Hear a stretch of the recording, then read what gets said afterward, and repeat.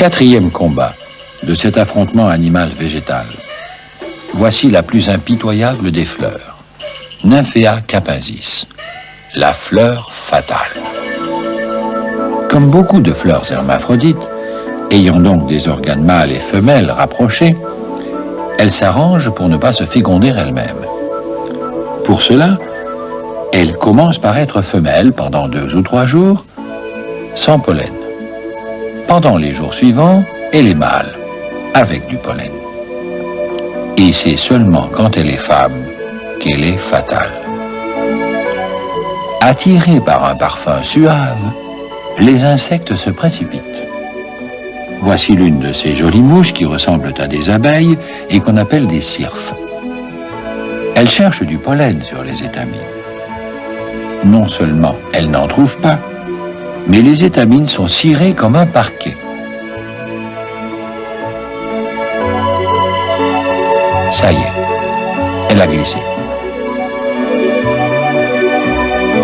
Elle est tombée dans un liquide spécial contenant un agent mouillant, de manière que l'insecte soit bien imbibé. Mais la mouche ne veut pas mourir. Elle veut s'en sortir. Va-t-elle réussir?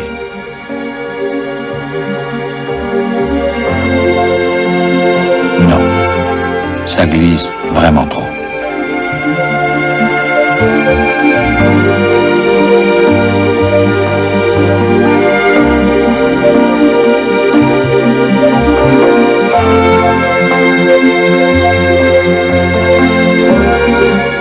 Cette fois, elle renonce.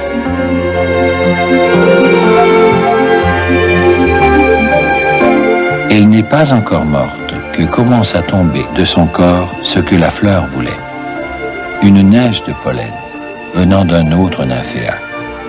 Car l'organe femelle de celui-ci est tapi au fond du liquide pour recevoir la semence mâle. Tout était organisé pour cela. Ce n'est pas tout. Dans la nuit, la fleur se referme sur le cadavre.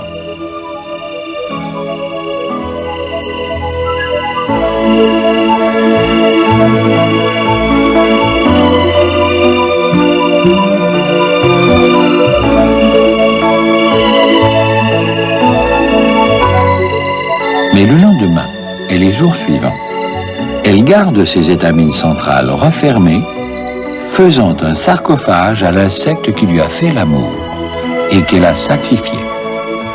Entre-temps, elle a mûri ses étamines, offertes maintenant comme des sucettes enrobées de pollen à d'autres insectes, qui ne risquent plus de tomber dans le piège de la veille et qui peuvent repartir librement avec la semence mâle vers un autre nymphéa. Voilà donc une fleur qui décide, pour sa fécondation, qu'un insecte doit mourir et l'autre non. Car la plante n'est pas toujours le plus faible des deux.